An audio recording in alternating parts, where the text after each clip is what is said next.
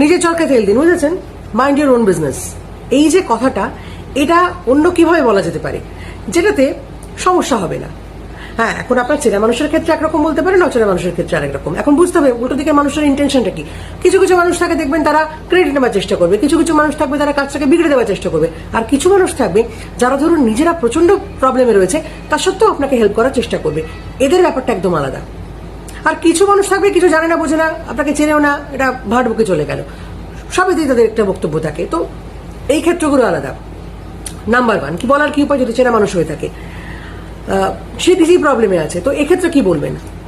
Thank you so much, তুই যে এতটা ভেবেছিস, তোর এতটা প্রবলেম, তা সত্ত্বেও ভেবেছিস, কিন্তু তোর চাপ নেই, আমি এটা হ্যান্ডেল করে নেব। স্মাইলিং ফেসে বললেন।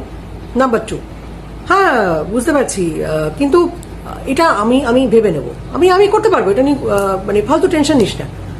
হয়ে গেল। আবার অচেনা মানুষ, তাদের ক্ষেত্রে কি বলার কথা?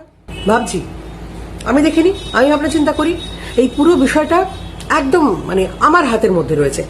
সো এটা নিয়ে আপনি আর টেনশন করবেন না, আপনি ফালতু সময় নষ্ট করবেন না। উল্টো দিকের মানুষটা আপনাকে কি বলছে, তার ইন্টেনশনটা কি, সেটা বুঝে আপনাকে উত্তর দিতে হবে। সেটা বুঝলে যখন আপনি উত্তরটা দেবেন তখন অটোমেটিক্যালি আপনার হাতে গেম চলে আসবে। উল্টো দিকের মানুষটা কিছু বলার সুযোগ পাবে না। বোঝা গেল যে তাকে আপনি ইন্টারফেয়ার করতে বারণ করছেন, কিন্তু সেটা একটু অন্যভাবে। ভালো থাকবে।